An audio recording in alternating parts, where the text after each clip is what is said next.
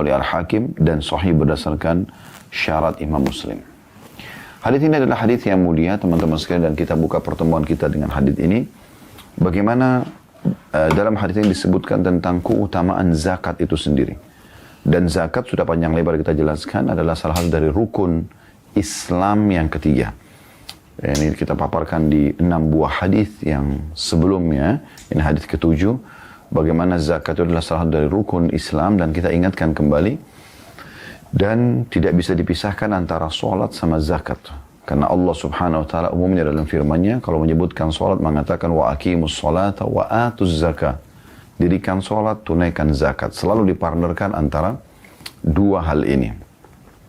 Juga di zaman Abu Bakar radhiyallahu anhu pada saat beliau menjadi khalifah menggantikan baginda Nabi SAW pada saat Nabi SAW telah meninggal dunia. Maka muncul kelompok dari sebagian suku Arab yang dikenal dengan mani'uz zakah atau orang-orang yang menolak untuk membayar zakat. Maka maka Abu Bakar radhiyallahu anhu memerangi mereka. Waktu Umar mengatakan, wahai Abu Bakar, tidakkah kita kirimkan dulu dai ke mereka? Maka kata Abu Bakar, demi Allah saya akan memerangi siapa yang memisahkan antara sholat sama zakat. Jadi ini tidak bisa main-main. Ini bukan hanya sekedar untuk dikirimkan dai ke sana, tapi harus dikirimkan pasukan untuk dengan tegas memberhentikan mereka dari penghapusan mereka terhadap salah satu dari 5 rukun Islam yang sudah harus dikenali oleh kaum muslimin dari mereka masih kecil dan mereka jadikan sebagai prinsip untuk mereka sampai mereka meninggal dunia. Kemudian ada mutiara yang kedua yang bisa kita ambil selain keutamaan zakat atau anjuran zakat di sini ya, penekanan tentang zakat adalah bagaimana orang kalau sudah mengeluarkan zakatnya bukan hanya sekedar dia mensucikan hartanya. Sebagaimana pernah kita paparkan di awal-awal pertemuan kita di bab ini, bahwasanya zakat itu adalah pensucian harta. Bagaimana kalau ada pendapatan Anda dalam 1 tahun, ya, yang kemungkinan besar bercampur dengan hal yang syubhat atau yang haram, tanpa Anda ketahui, ya. Saya sudah berikan contoh dan saya ingatkan kembali, misal Anda punya sebuah restoran, Anda tidak mungkin menanyakan kepada semua konsumen, ya, apakah uang Anda halal atau tidak kepada konsumen. Maka bagaimana caranya mensucikan harta sementara kita tidak tahu pendapatan mereka halal atau tidak? Maka dengan zakat disucikanlah harta tersebut. Ternyata teman-teman sekalian dari hadis ke-7 ini kita ambil pelajaran lain. Zakat bukan hanya mensucikan harta seorang muslim, tapi juga membersihkan jiwanya. Keburukan-keburukan jiwanya itu akan hilang. Keburukan-keburukan jiwanya akan hilang. Bagaimana seseorang memiliki ya, jiwa, penyakit-penyakit hati yang buruk. Ya. Apapun sifatnya itu, maka masuk dalam kategori sabda Nabi SAW, faqad dhahaba anhu syarruhu. Dia telah menghilangkan seluruh keburukan dirinya. Berarti semua sifat-sifat dan karakter buruk, penyakit-penyakit hati, semua keburukan jiwa akan bersih dengan zakat. Padahal ini dilakukan cuma setahun sekali. Artinya kita harapkan dari hadis ini, sebagaimana disampaikan oleh baginda Nabi SAW, bahwasanya orang yang mengeluarkan zakat hartanya, selain hartanya menjadi suci, jiwanya pun menjadi suci. Jiwanya pun menjadi suci. Jadi dia akan selamat dari segala macam hal-hal yang buruk dari dalam jiwanya. Dan ini sebuah karunia yang luar biasa. Karena untuk menghilangkan satu karakter buruk saja, terkadang seseorang membutuhkan waktu bertahun-tahun. Tapi dengan zakat, maka sudah cukup untuk menghilangkan semuanya, tidak terkecuali dari keburukan jiwa dan penyakit-penyakit hati. Ini hadis yang kita pelajari. Yang pertama adalah hadis ke-7 dalam bab ini, dan sudah kita ambil 2 pelajaran penting dari hadis ini tentang anjuran dan penekanan tentang zakat itu sendiri. Dan yang kedua, bagaimana orang kalau zakat terdapat pensucian jiwa dan penyakit hati dari dirinya. Kita akan masuk hadis ke-8, saudaraku seiman, dengan sanad hasan di ghairi dan urutan 744 dari awal belajar. Berbunyi dari Al-Hasan, cucu Nabi SAW radhiyallahu anhu, dari Rasulullah SAW, beliau bersabda, dawu mardhakum bis sadaqah.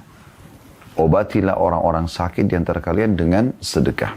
Diriwayatkan Abu Dawud dalam Al-Marasil, dan diriwayatkan pula oleh At-Tabarani, Al-Baihaqi, dan beberapa sahabat yang lain secara marfu dan tersambung.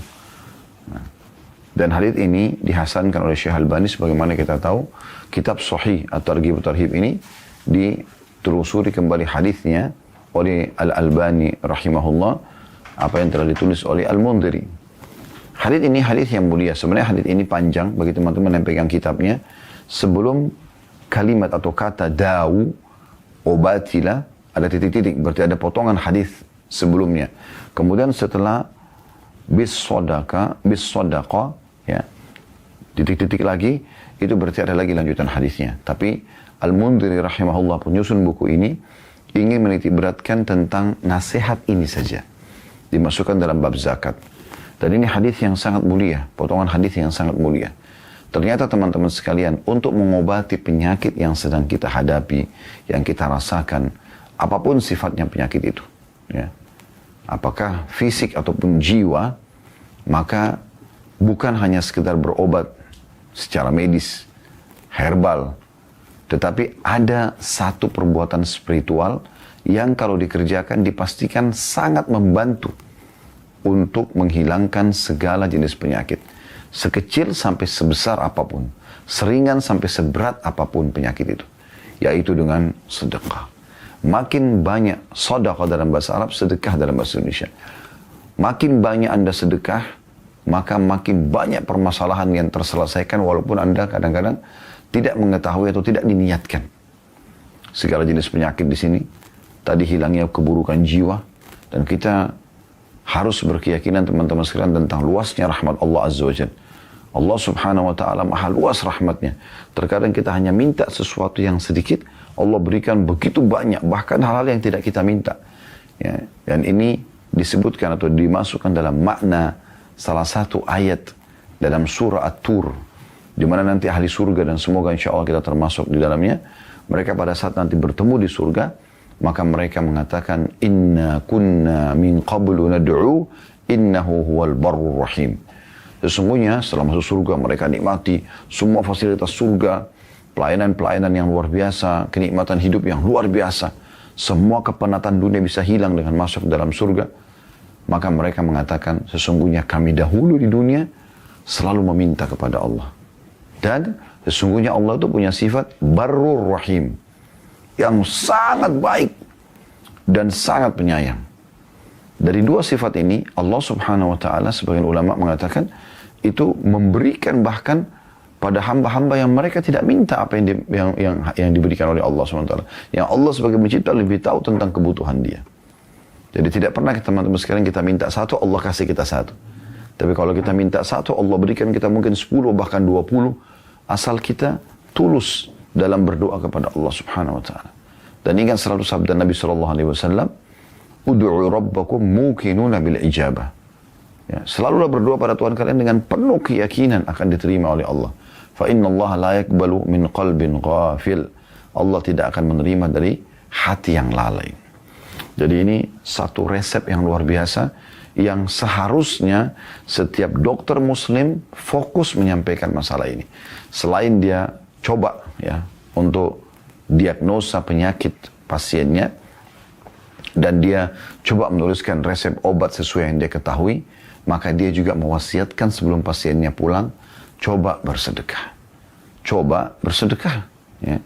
Ada seseorang pernah datang kepada Imam Hasan Basri rahimahullah, di mana lututnya luka bernanah sudah 7 tahun, dan tidak pernah bisa sembuh. Dia sudah berobat ke tabib, segala macam segala macam obat dari tabib sudah dicoba, dan berbagai tabib sudah didatangi, namun juga tidak sembuh. Maka dia bertanya, kira-kira apa solusinya? Maka anjuran beliau adalah, coba cari satu lokasi di mana kaum muslimin membutuhkan sumur, sedekahkan, dan niat itu untuk penyembuhan lukamu. Maka orang itu tidak pakai tunggu, dia mencari dan Allah mudahkan dia mendapati satu lokasi, kemudian dia pun menggali sumur dan menghibahkan kepada masyarakat setempat. Maka beberapa hari saja setelah dia menggali sumur tersebut, lukanya kering dan sembuh total. Dan berapa banyak orang yang seperti ini. Berapa banyak juga di antara jemaah kami yang memberikan ungkapan-ungkapan sendiri pribadi setelah mengikuti materi-materi tentang keajaiban sedekah. Maka mereka mengatakan di saat menghadapi permasalahan apapun, Maka saya coba hadapi dengan sedekah. Makin besar masalah, makin besar saya sedekahkan. Dan terselesaikan semua permasalahan. Bahkan bukan hanya sekedar ingin mendapatkan solusi dari permasalahan. Untuk menambah nikmat yang sedang Allah berikan, juga bisa dengan sedekah sebagai tanda syukur kepada Allah. Juga akan menambah nikmat-nikmat tersebut. Ya, jadi dua sisi, bisa menambah nikmat yang sedang Allah berikan, dan pasti saya katakan tadi tidak mungkin kita minta satu Allah berikan satu, tapi Allah akan berikan banyak sekali. Sisi yang lain bisa menghilangkan mara bahaya dan permasalahan yang sedang kita hadapi. Jadi di dalam hadis ini disebutkan masalah penyakit, tapi bisa saja selain penyakit juga sama. Dinukil dari kisah seorang di Saudi tabrakan. Kemudian dia pingsan, tidak sadarkan diri. Dia pingsan, tidak sadarkan diri. Sampai kurang lebih ya, yang saya tahu kisahnya itu 7 tahunan. 7 tahunan, tapi masih dalam kondisi hidup. Setiap hari, ya, istrinya membawa anaknya yang masih kecil, sampai anak itu menjadi gadis gitu. Menjenguk di rumah sakit. Dan tidak pernah putus asa untuk selalu berdoa kepada Allah gitu.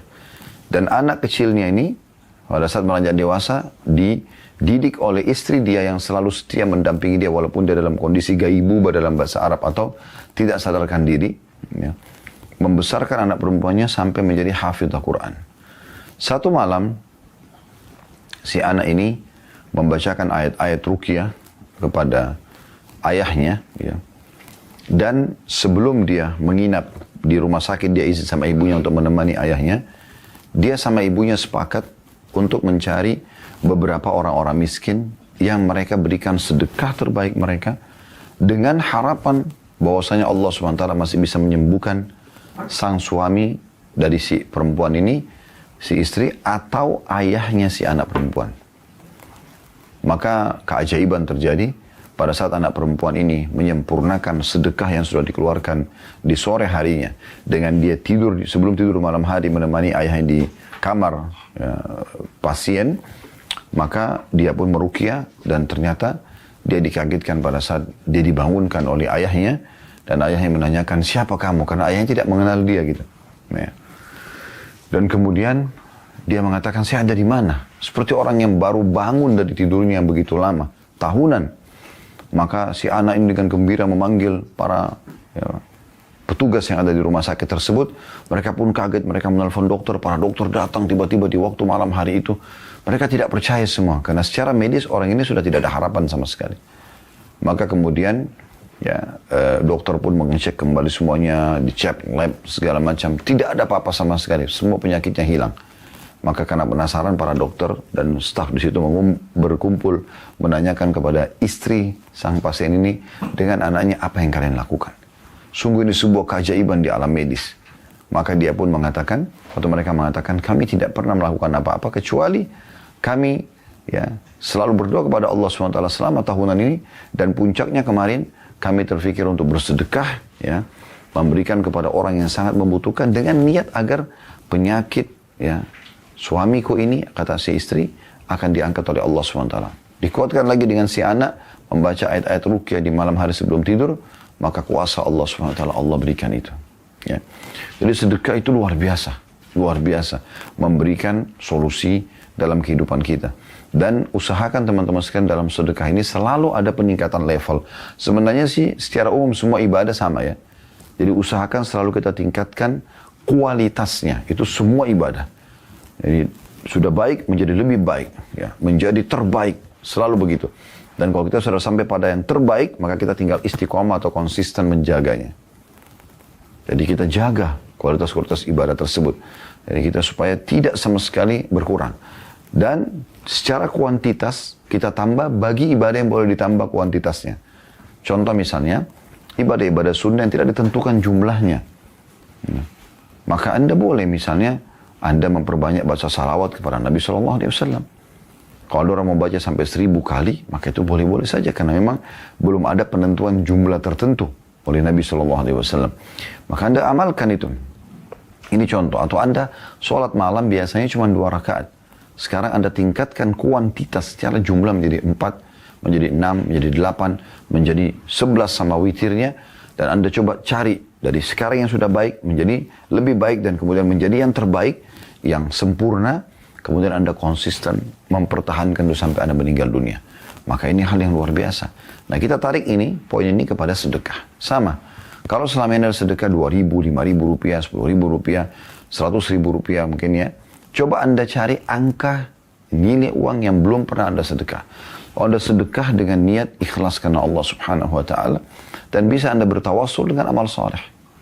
Anda minta ya kepada Allah SWT agar nikmat dipertahankan ataupun permasalahan yang akan Anda hadapi atau sedang Anda hadapi diberikan solusi. Berapa banyak orang yang sulit untuk menikah, sulit untuk sembuh dari penyakit, sulit dapatkan pekerjaan, ya, sulit mendapatkan jabatan. Mereka tidak menggunakan resep ini. Padahal resep ini sederhana, yaitu bersedekah yang terbaik yang kita bisa berikan.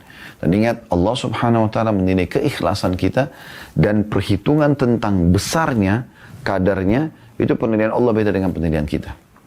Mungkin kalau di mata kita, beda antara orang yang menyumbang 100 juta dengan 1 juta rupiah. Tapi di sisi Allah Subhanahu wa ta'ala tidak spontan seperti itu. Allah Subhanahu wa ta'ala melihat yang sedekah 100 juta dan 1 juta tersebut. Apakah harta mereka hanya itu saja atau ada lebih? Kalau yang menyumbang 100 juta ternyata punya 100 miliar, maka 100 juta sangat kecil. Dan dilihat kalau orang yang 1 juta yang ternyata tidak punya kecuali 1 juta dan dia bersedekah, Allah nilai dia bersedekah seluruh hartanya. Karena ini pernah terjadi di zaman Nabi SAW. Bagaimana ada sahabat yang menyumbang 1 dirham dan yang satunya 100 atau 1000 dirham. Ya. Maka Nabi SAW bertakbir mengatakan, Allahu Akbar, 1 dirham mengalahkan yang 100 atau 1000 dirham ini. Maka kata para sahabat, ya Rasulullah, bagaimana kami memahami ini? Sementara jelas 1 dengan 100 atau 1000 gitu bedanya. Ya. Maaf ini saya ragu riwayatnya 100 atau 1000. Tapi 1 dirham dengan 100 atau 1000 di sini. Ya. Maka Nabi SAW mengatakan yang 1 dirham tidak punya kecuali itu. Sementara yang 100 dirham dia punya lebih banyak daripada itu. Maka Allah menilai di sini yang 1 dirham bersedekah dengan seluruh hartanya. Jadi Anda tidak perlu menjadi kaya raya baru Anda sedekah yang terbaik. Tapi coba berikan yang terbaik karena Allah SWT, maka Allah akan memberikan juga yang terbaik dari penambahan nikmat atau mengangkat bara bahaya yang akan menimpa kita atau sedang kita lalui. Selanjutnya hadis nomor 9, sahih mauquf. Mauquf sudah sering kita sebutkan sampai ke sahabat saja. Namun ini sanadnya sahih. Urutan 745 dari awal kita belajar berbunyi dan diriwayatkan juga oleh selainnya, maksudnya selain Ibnu Umar radhiyallahu anhu yang ada dalam Dhaif At-Targhib, ya, maksudnya kitabnya Syekh Albani yang lain, secara mauquf kepada Ibnu Umar radhiyallahu anhu, dan itulah yang sahih.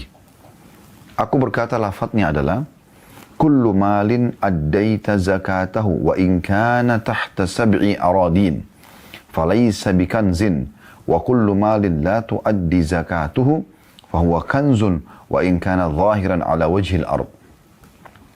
Semua harta yang kamu bayarkan zakatnya, walaupun ia di bawah lapis bumi yang ketujuh, maka ia bukanlah harta yang ditimbun.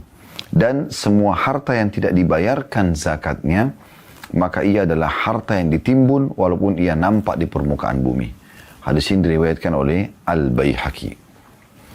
Dari hadis ini kita ambil pelajaran, atau riwayat ini kita ambil pelajaran teman-teman sekalian, bahwasanya Allah Subhanahu wa ta'ala akan menyelamatkan seluruh harta kita dengan kita mengeluarkan zakatnya.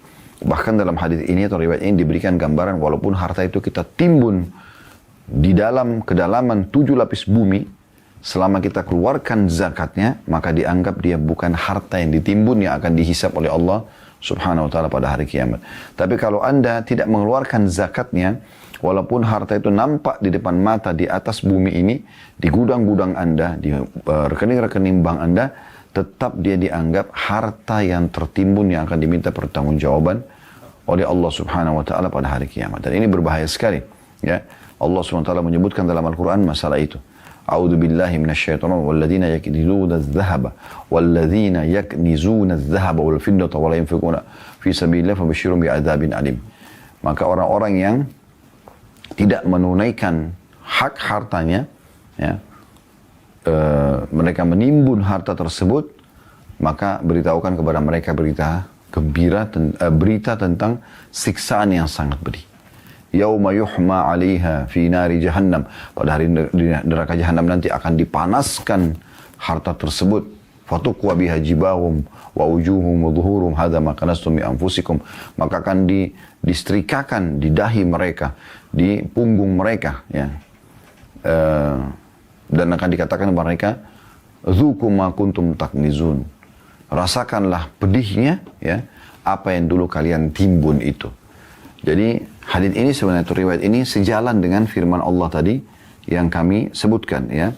Surah nomor 9 ayat 34 sampai 35. Yang bunyinya a'udzubillahi minasyaitonirrajim walladzina yaknizuna adh-dhahaba wal fiddata wa la yunfikuna fi sabilillahi fabashshirhum bi'adzabin alim.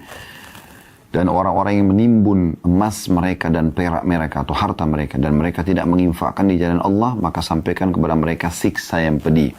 Yauma yuhma 'alaiha fi nari jahannam fatuqwa biha jibahum wa junubuhum wa dhuhuruhum hadza ma kanaztum li anfusikum fadzuqu ma kuntum taknizun.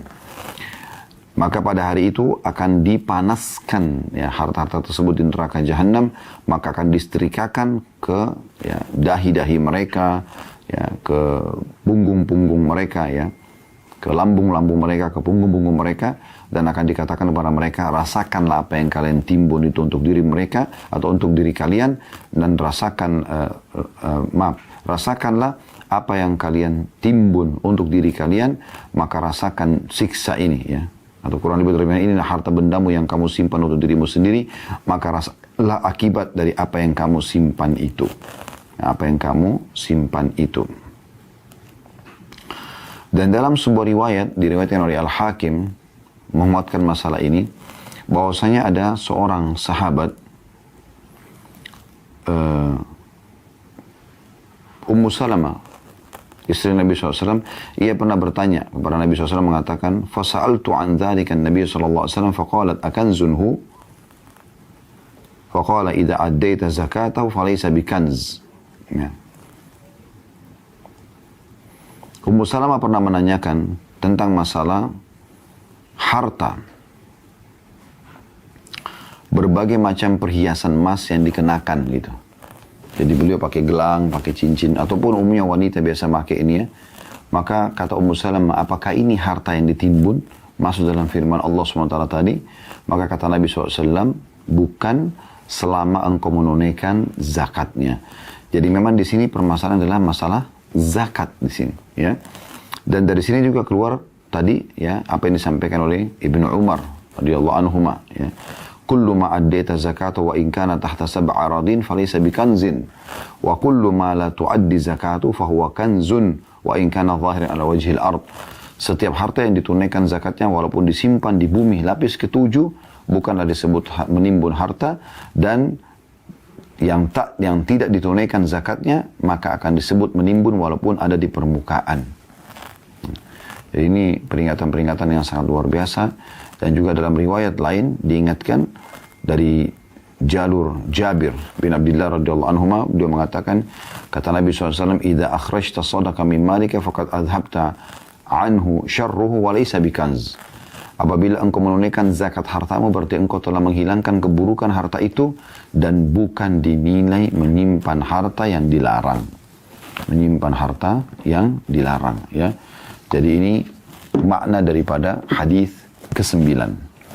Dan kita akan masuk hadis ke-10, teman-teman sekalian, dengan sanad sahih di ghairihi, urutan 746 dari awal kita belajar, yang berbunyi dari Samura radhiyallahu anhu, dia berkata, Rasulullah sallallahu alaihi wasallam bersabda, aqimus shalah wa atuz zakah wa hajju wa'tamiru wastaqimu yustaqam bikum.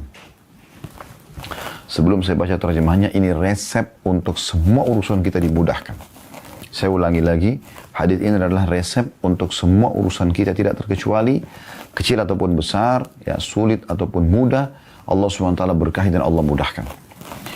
Terjemahannya adalah, dirikanlah sholat, selalu jaga, terutama sholat wajib 5 waktu, jaga, ya, kualitasnya, yang masuk dalamnya adalah waktu, wudunya, ya, semua gerakan dan bacaan dijaga sehusyuk mungkin. Kemudian bayarlah zakat, ini saksi bahasan kita. Selalu perhatikan masa haul 1 tahunnya, dan kemudian berapa jumlah harus dikeluarkan dan dihabiskan di masa haul itu. Jadi betul-betul tepat waktu. Kemudian yang ketiga berhajilah. Yang keempat berumrahlah. Ini satu paket. Dari haji ke haji, dari umrah ke umrah.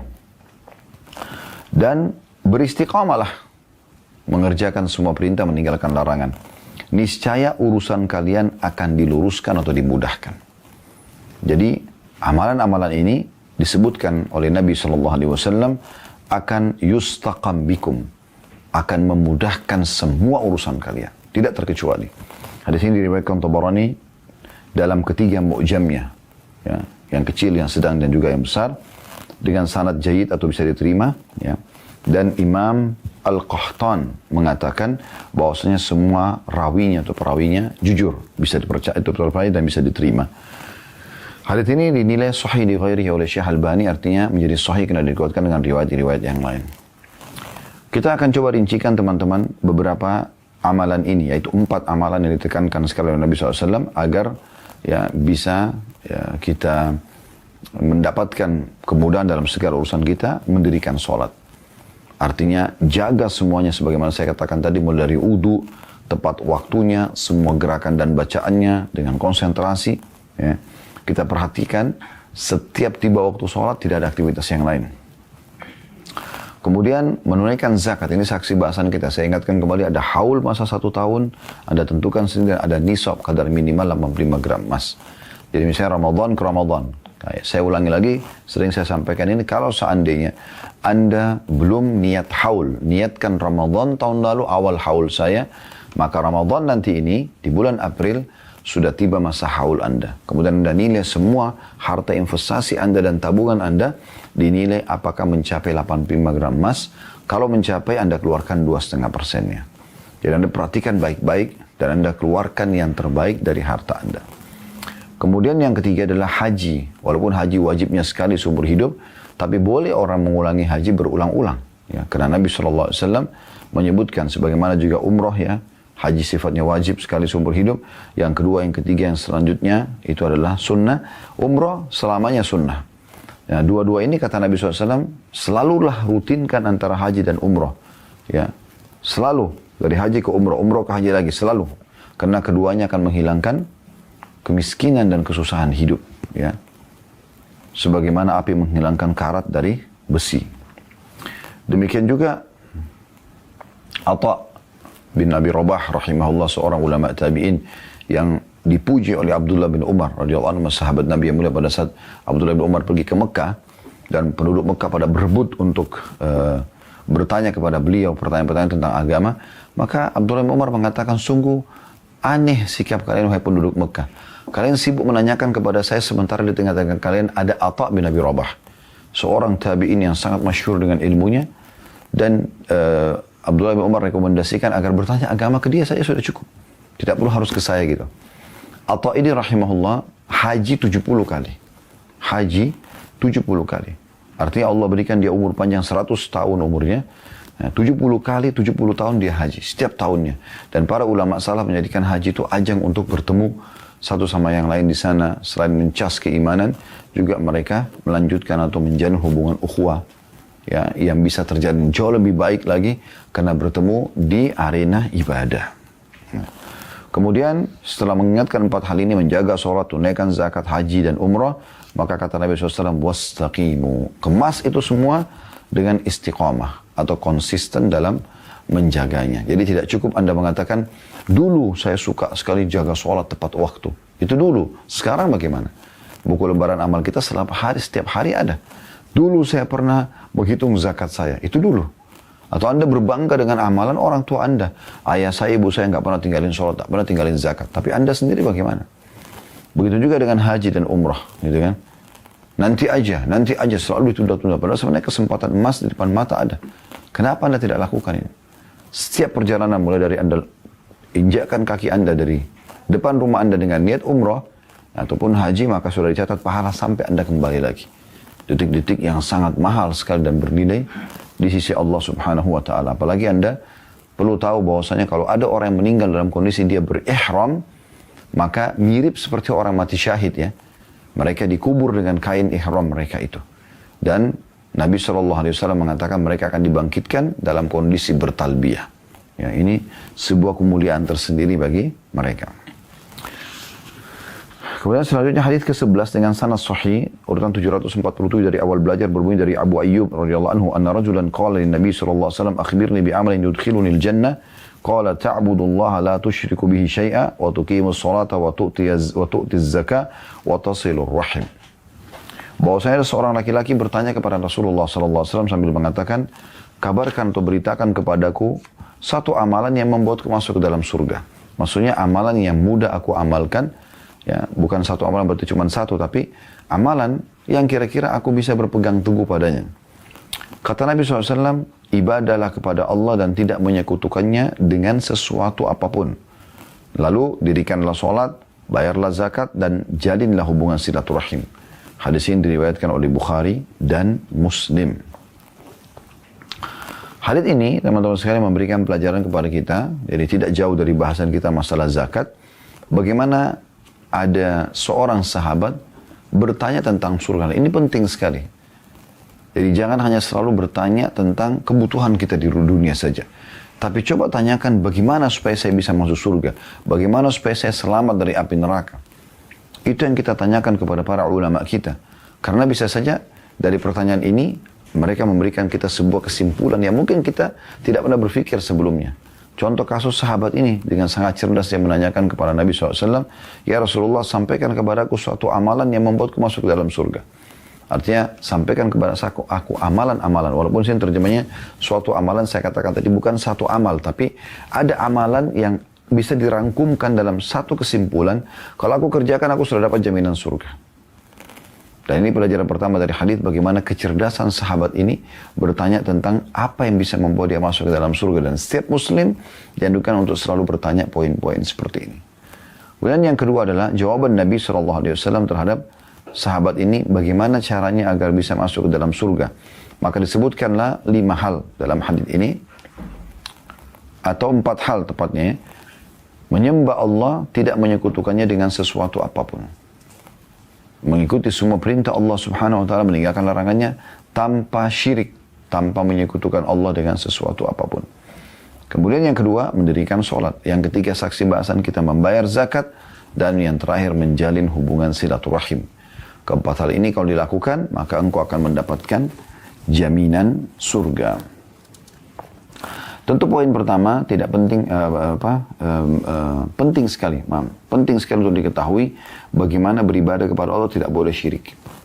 Tidak boleh kita memperkenalkan Allah dengan makhluknya. Ingatlah Abu Jahal, Abu Lahab di Mekah itu tahu kalau Ka'bah itu adalah rumah Allah, tahu kalau ibadah haji adalah diperintahkan untuk Allah.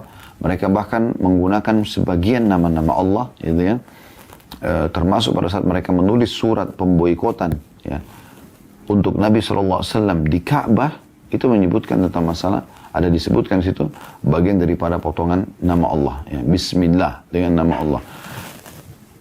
Tapi kesalahan mereka syirik. Mereka datangkan patung-patung yang mereka partnerkan dengan Allah. Sambil mereka sembelih untuk Allah, mereka juga sembelih untuk patung tersebut.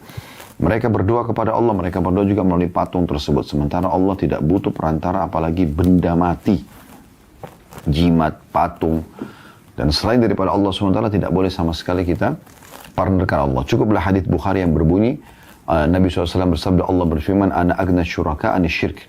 Man asyraka ma'iyya ghairi taraktu wa syirku. Ya, artinya, aku adalah orang yang paling berlepas diri dengan sekutu-sekutu. Allah tidak butuh dengan mereka. Siapa yang menyekutukanku dengan sesuatu apapun, maka aku akan biarkan dia dengan sekutunya itu. Jadi Allah tidak butuh partner. Kita langsung berhubungan dengan Allah Subhanahu wa ta'ala. Dan yang kedua, mendirikan sholat, sudah kita jelaskan tadi. Menjaga wudunya, ya, waktunya, kemudian gerakan dan bacaannya yang tepat. Jangan konsentrasi. Kemudian yang ketiga, membayar zakat. Sudah kita jelaskan juga tadi, ada haul 1 tahun dan juga ada nisab minimal 85 gram emas, lalu dikeluarkan 2,5%. Dan yang terakhir yang belum kita jelaskan adalah menjalin hubungan silaturahim. Artinya sejauh apapun hubungan kekerabatan kita, maka tetap kita usahakan menjalin hubungan dengan mereka. Dan ini sering kami sampaikan teman-teman sekalian, di Indonesia jarang sekali ada orang yang mau mengetahui tentang jalur nasabnya. Coba pelajari jalur nasab itu. Ya, siapa nama kakek kita menikah sama siapa saja, nenek kita menikah sama siapa saja, berapa saudara mereka, ayah daripada kakek atau kakek daripada kakek, ya, ayah daripada nenek atau nenek atau kakek daripada nenek sendiri. Jadi minimal beberapa jalur ke atas, karena jangan sampai nanti Anda sekantor atau partner bisnis atau bertetangga ya dengan kerabat Anda sendiri. Dengan kerabat Anda sendiri. Sebenarnya penting sekali kata Nabi SAW, telusuri jalur nasab kalian ke atas, maka itu lebih memudahkan kalian untuk silaturahim. Kenapa ada sahabat membawa sekantong uang dirham dan dia mengatakan, ya Rasulullah, saya mau sedekah. Ada dua orang targetnya. Yang satu punya hubungan kekerabatan, yang satu tidak ada hubungan kekerabatan. Kata Nabi SAW, kalau kau bantu yang punya hubungan kekerabatan denganmu, maka engkau akan mendapatkan dua pahala. Pahala sedekah dan pahala kekerabatannya. Selanjutnya kita tutup teman-teman sekalian dengan dua buah hadis insyaallah. Hadis ke-12 ya. Dengan sanad sahih urutan 748 dan akan kita selesaikan dengan hadis ke-13 urutan 749 insyaallah. Kita mulai dengan hadis ke-12 dengan sanad sahih yang berbunyi dari Abu Hurairah radhiyallahu anhu, anna Arabiyan atan Nabiy sallallahu alaihi wasallam faqala ya Rasulullah dulluni ala amalin idza amintu dakhaltul jannah.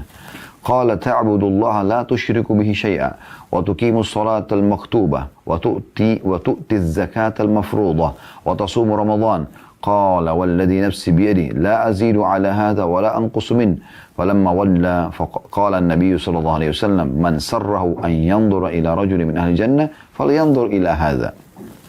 Bahwa seseorang laki-laki Badui datang kepada Nabi SAW dan berkata, ya Rasulullah, tunjukkan kepadaku suatu amalan yang jika aku mengerjakannya, aku akan masuk surga. Maka Nabi SAW mengatakan, engkau beribadah kepada Allah dan tidak menyekutukannya dengan sesuatu pun. Mendirikan sholat fardu, membayar zakat wajib, berpuasa Ramadan. Lalu dia berkata orang itu, demi zat yang jiwaku berada di tangannya, maksudnya demi Allah, aku tidak akan menambah dan tidak akan mengurangi daripadanya. Ketika orang itu pergi, kata Nabi SAW, barang siapa ingin melihat seorang laki-laki dari penghuni surga, maka lihatlah orang ini. Lihatlah orang ini. Kita langsung bacakan hadis ke-13 karena mirip dengan sanad sahih. Turutan 749 dari awal belajar berbunyi dari Amr bin Murrah al-Juhani radhiyallahu anhu, dia berkata, ja'a rajulun minal Qudha'ah ila Rasulillah sallallahu alaihi wasallam faqala inni syahidtu an la ilaha illallah wa annaka Rasulullah wa shallaitu as-salawatil khams wa sumtu Ramadan wa qumtuhu wa ataitu az-zakah faqala Rasulullah sallallahu alaihi wasallam man mata ala hadha kana minas siddiqin wasyuhada. Seorang laki-laki dari suku Qudha'ah datang kepada Rasulullah SAW dan berkata, sungguhnya aku bersaksi bahwasanya tidak Tuhan yang berhak disembah kecuali Allah dan bahwasanya engkau adalah Rasulullah, engkau adalah utusan Allah. Aku salat 5 waktu, aku berpuasa dan qiyam Ramadan dan aku membayar zakat. Kata Rasulullah SAW, barang siapa yang mati dengan berpegang teguh pada hal ini, maka dia termasuk orang-orang yang benar dalam imannya atau siddiqin dan juga golongan syuhada. Hadis ini diriwayatkan oleh Al-Bazzar dengan sanad hasan, Ibnu Khuzaimah dalam sahihnya dan juga Ibnu Hibban. Dan lafadznya telah disebutkan dalam kitab salat di bab ke-13 yang lalu. Baik, kedua buah riwayat terakhir ini 13 dan 14 dalam bab kita ini memberikan pelajaran mirip tadi dengan sebelumnya, yaitu datangnya seseorang sahabat yang berbeda dan menanyakan hal yang sama, yaitu amalan, tolong tunjukkan amalan yang membawa masuk ke dalam surga. Dan ini selalu menjadi target seorang muslim. Ya, kalau kita jadikan ini sebuah poin sendiri sebagai mutiara pelajaran kita atau hikmah dan pelajaran yang bisa kita ambil, yaitu bagaimana seorang muslim menjadikan surga sebagai target utamanya. Semua di benak dia surga. Sehingga apapun yang dia kerjakan, apa yang dilirik oleh matanya atau dilihat oleh matanya, yang didengar oleh kupingnya, yang diucapkan oleh lisannya, yang dijamah oleh tangannya, yang dilangkai oleh kakinya, semua ini ya, yang disentuh oleh kemaluannya, semua berbau akhirat. Surga. Bagaimana surga menjadi target utama. Dan tentu sangat pantas Anda selalu mendengar tentang surga. Karena itu janji Allah Subhanahu wa Ta'ala. Selalu dengarkan. Dan sudah kami sering sebutkan di playlist YouTube ada bedah buku Rasulullah SAW cerita tentang surga dan neraka. Lebih dari 30 pasal. Coba dengarkan sambil diikutin bukunya. Bab demi bab. Diulangi lagi. Ada beberapa pengakuan jemaah juga yang menyampaikan, dengan terus mengulangi, kita kayak seperti ngingat lagi. Ya. Dan seperti sangat dekat dengan surga. Jadi memang harus kita tahu itu. Sehingga selalu target seluruh amalan kita, seluruh gerakan tubuh kita, ya, seluruh upaya energi kita adalah surga. Itu menjadi target utama. Makanya Kita lihat beberapa riwayat ini sahabat selalu mengatakan, duluni ala amalin idza amiltu dakhaltul jannah. Tunjukkan aku amalan, kalau aku kerjakan aku bisa masuk dalam surga. Kalau dari suku Qudaa tadi mengatakan, saya sudah dikerjakan rukun Islam. Ya. Maka kata Nabi SAW, kalau kau kerjakan itu, kau termasuk penghuni surga yang paling tinggi. Dari siddiqin dan syuhada.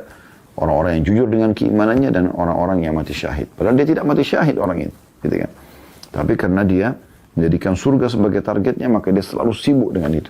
Ada sebagian orang, Masya Allah, dari bangun tidur sampai tidur lagi, adalah amalan-amalan ahli surga semuanya. Semuanya dari kebaikan kepada kebaikan, dari amal soleh ke amal soleh. Dan tidak ada sama sekali celah untuk berbuat dosa. Karena menyibukkan diri dengan amal soleh akan menjauhkan kita dari dosa. Kita nggak butuh energi khusus untuk menjauhi dosa, tapi cukup sibukkan diri dengan amal soleh, kita akan meninggalkan dosa dengan sendirinya. Ini pelajaran pertama. Harusnya surga menjadi target utama. Pelajaran yang kedua adalah peringatan lagi Nabi SAW untuk mengerjakan beberapa kegiatan. Yang pertama, beribadah kepada Allah, tidak boleh syirik. Kemudian yang kedua, mendirikan sholat 5 waktu. Kemudian menunaikan zakat yang diwajibkan. Kemudian berpuasa Ramadan. Maka ini kalau dikerjakan dengan sendirinya, maka akan menjadi jaminan surga. Beribadah kepada Allah tanpa syirik, fokus kepada hal yang wajib, sholat 5 waktu, zakat, dan kemudian puasa Ramadan. Itu dalam riwayat ke-12. Riwayat ke-13-nya ditambahkan di sini tentang masalah aku bersaksi bahwasanya anda tiada Tuhan yang berhak disembah kecuali Allah dan anda adalah utusan Allah. Ditambah dengan syahadat. Berarti artinya 5 rukun Islam, maka akan mendapatkan jaminan surga.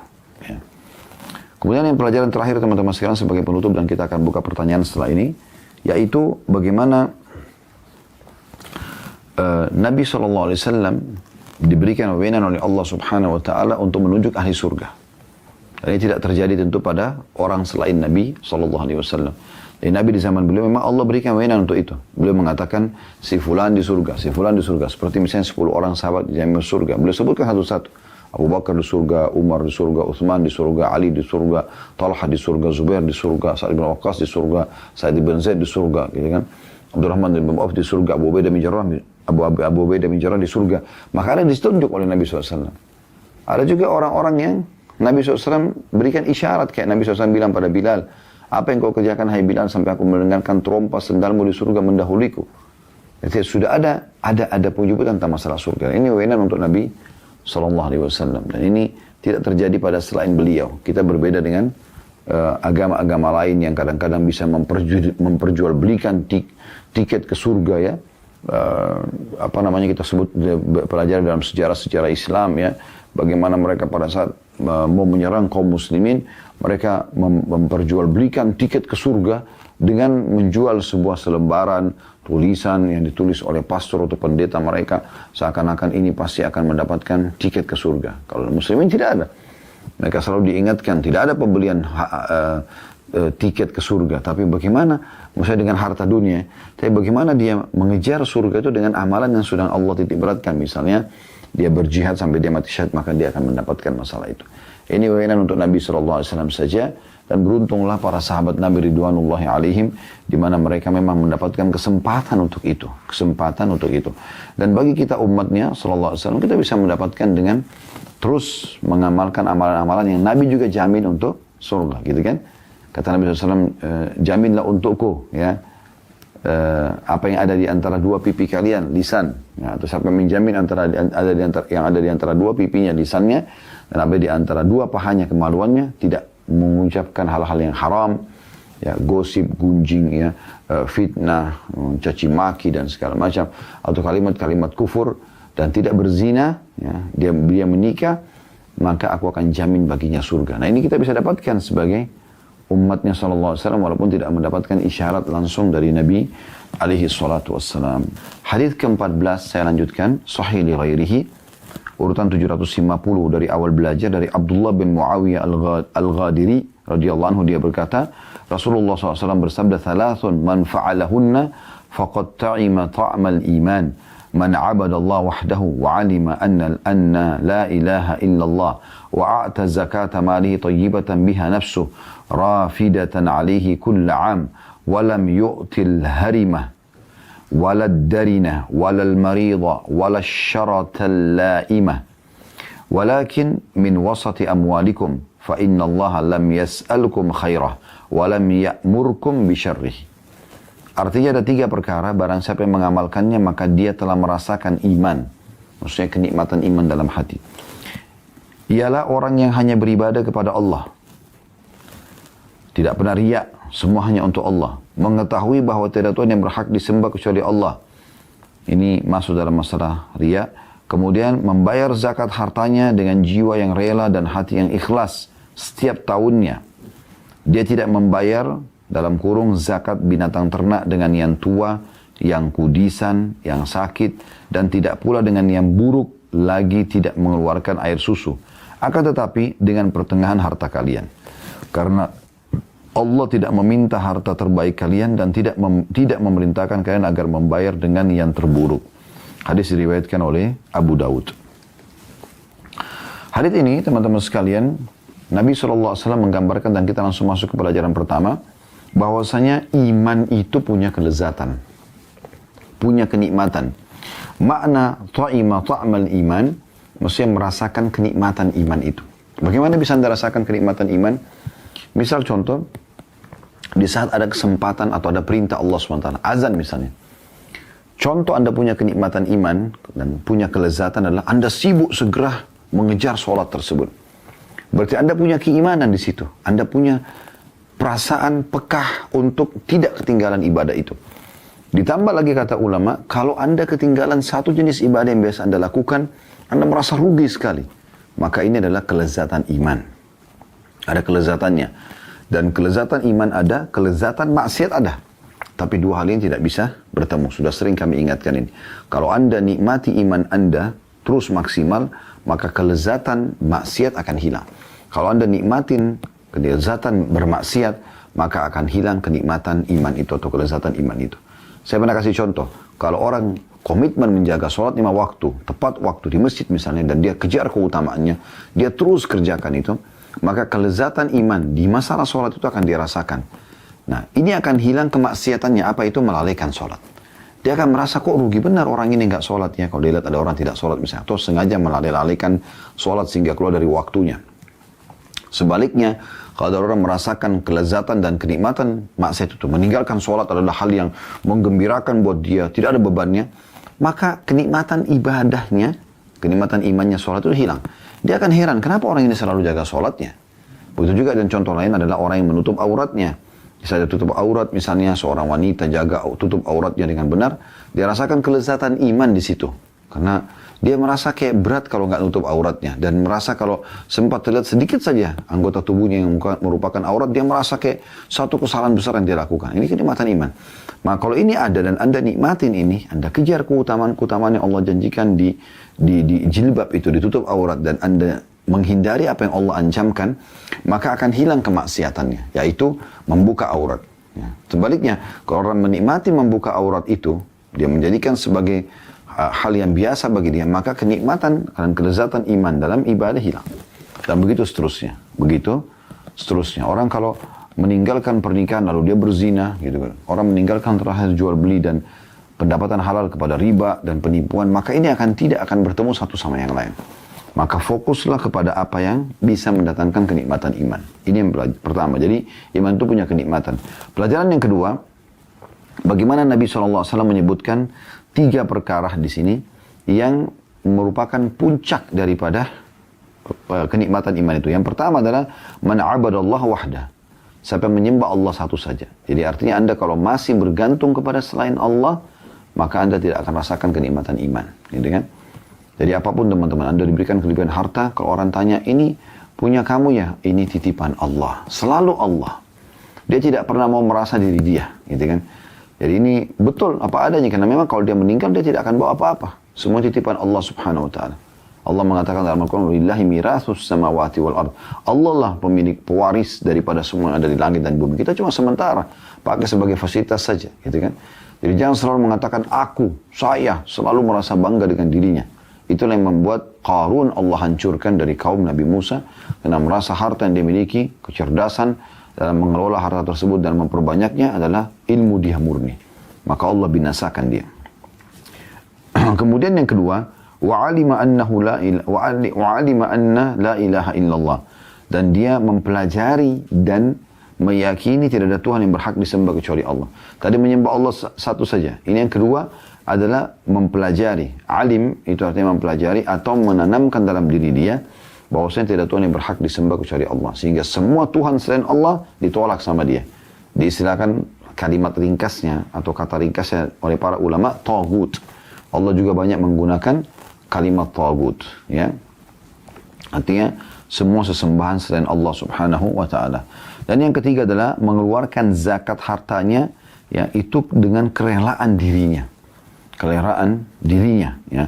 Maka ini insya Allah masuk dalam merasakan kenikmatan iman. Berarti kalau kita ingin merasakan kenikmatan iman, fokus menghitung harta kita, keluarkan zakatnya karena kita sendiri menginginkannya. Kemudian Nabi SAW pesan di sini, dilakukan itu setiap tahun, zakat malnya. Dan pada saat dia mengeluarkan zakat hewan ternak ada zakatnya. Maka dia menghindari harima. Ya, harima artinya tua sekali. Ya, sehingga sudah tidak bisa lagi, dagingnya sudah keras atau banyak penyakitnya. Ya. Walad darina, dan darina artinya kudisan, punya penyakit kulit. Walal marida, dan tidak juga sakit. Walal syaratal laimah, dan juga tidak pula yang buruk. Ya, lagi tidak mengeluarkan susu. Tapi kata Nabi SAW, walakin min wasati amwalikum, tapi ambil dari tengah-tengahnya. Tidak juga yang bagus sekali, tidak juga yang buruk, sedang-sedang. Karena Allah, ya, kata beliau, fa inna Allah lam yas'alkum khairah. Allah tidak pernah meminta kalian selalu mengeluarkan yang terbaik saja. Ya, maksudnya hanya itu saja terus. Anda boleh imbangi antara yang sedang sampai ke yang terbaik. Walam ya'murkum bisyarri, dan Allah tidak pernah memerintahkan kalian mengeluarkan yang buruknya dari harta tersebut. Hadis selanjutnya, hadis ke-15 dengan sanad sahih urutan 751 dari awal belajar, berbunyi dari Jarir bin Abdullah radhiyallahu anhu, dia berkata, bay'atu Rasulullah sallallahu alaihi wasallam ala iqamis salati wa ita'iz zakati wan nushi likulli muslim. Aku berbaiat kepada Rasulullah SAW untuk mendirikan sholat, membayar zakat, dan memberi nasihat kepada setiap muslim. Hadis ini riwayat Bukhari Muslim. Hadis ini teman-teman sekalian menjelaskan bagaimana seorang sahabat membayar atau memberikan janji setia kepada Nabi. Ya, kalau dia akan selalu menjaga sholat, dia akan menunaikan zakat, dan dia akan selalu memberikan nasihat kepada setiap muslim. Di sini pelajaran yang kita tambahkan adalah potongan akhir hadis, wan nushi likulli muslim, dan memberikan nasihat kepada setiap muslim. Karena sholat dan zakat sudah dari tadi kita sebutkan berulang kali tentang faedah-faedahnya. Kalau yang poin ketiga sini, dan ini tambahan faedahnya dari hadis-hadis sebelumnya, wan nushi likulli muslim, memberikan nasihat kepada setiap muslim, maksudnya nasihat-nasihat yang baik. Nasihat-nasihat yang membawa kepada ibadah kepada Allah SWT. Jadi tidak masuk di sini kalau ada temannya mau berzina sama-sama masuk di hotel, kemudian dia berikan saran-saran nasihat bagaimana ya menghadapi wanita-wanita itu dalam perzinahannya. Bukan begitu. Atau dia membantu dalam ide-ide dan nasihat dalam pembangunan diskotik, karaoke, maksiat kepada Allah SWT. Itu tidak masuk dalamnya. Tapi nasihat di sini adalah nasihat kepada agama Allah Subhanahu Wa Taala atau dalam mengamalkan agama Allah SWT dan meninggalkan larangannya. Hadis ke-16 dengan sanad hasan urutan 750 dari awal belajar, berbunyi dari Abu Hurairah radhiyallahu anhu bahwa Rasulullah SAW bersabda, "Idza addaita az-zakah faqad qadaita ma 'alaik, wa man jama'a malan haraman thumma tasaddaqa bihi lam yakun lahu fihi ajr wa kana isruhu 'alaihi." Jika kamu membayar zakat, maka kamu telah menunaikan kewajibanmu di harta itu. Barang siapa yang mengumpulkan harta yang haram, kemudian bersedekah dengannya, maka dia tidak mendapatkan pahala darinya dan dia memikul dosanya. Hadis riwayat Ibnu Khuzaimah dan Ibnu Hibban dalam sahihnya, dan juga Al-Hakim menyebutkan sanadnya sahih. Dari hadis ini, teman-teman sekalian, ya, kita bisa mengambil pelajaran penting ya tentang masalah wasiat Nabi SAW. Siapa yang mengeluarkan zakat di hartanya, maka dia telah menyelesaikan kewajibannya. Jadi dia fokus di situ kewajiban. Sedekah yang dia keluarkan tambahan. Tapi zakat adalah kewajiban. Kemudian tambahan yang kita ambil pelajaran dari hadis-hadis sebelumnya adalah potongan ya terakhir hadis, wa man jama'a malan haraman thumma tasaddaqa bihi lam yakun lahu fihi ajr wa kana isru alaihi. Siapa yang bersedekah dari harta haramnya, maka tidak ada pahalanya sama sekali, plus dia akan mendapatkan dosa. Nah, ini pernah kita sebutkan dan kita ingatkan kembali, ada 4 ya golongan manusia dalam masalah pendapatan harta. Yang paling baik sekali adalah sumbernya halal, keluar pada yang halal. Dia punya sumber halal, dia keluarkan pada yang halal. Dan dia akan aman di dunia dan aman di akhirat. Karena Nabi SAW mengatakan pada hari kiamat tidak akan beranjak kaki seorang hamba sampai ditanya 4 hal. Di antaranya adalah hartanya dari mana didapatkan, kemana dia keluarkan. Jadi harus sumbernya dari mana, benar, kemudian dikeluarkan ke yang benar. Ini yang paling baik. Sudah halal, dibangun masjid, rumah anak yatim, silaturahim keluarga, sedekah secara umum, haji dan umrah dan seterusnya. Ini yang paling baik. Yang kedua adalah orang yang sumbernya halal tapi keluar pada yang haram. Ini dia dapat pahala dalam pencarian hartanya tapi dia berdosa dalam mengeluarkannya. Ini juga akan ditanya oleh Allah SWT. Sumber gaji benar halal, bisnis benar halal, tapi dipakai berzina, dipakai karaokean, dipakai ini dan itu. Jadi haram. Kemudian yang ketiga, dibalik. Pendapatannya halal, pendapatannya haram dari penipu, dari riba segala macam, tapi dikeluarkan pada yang halal.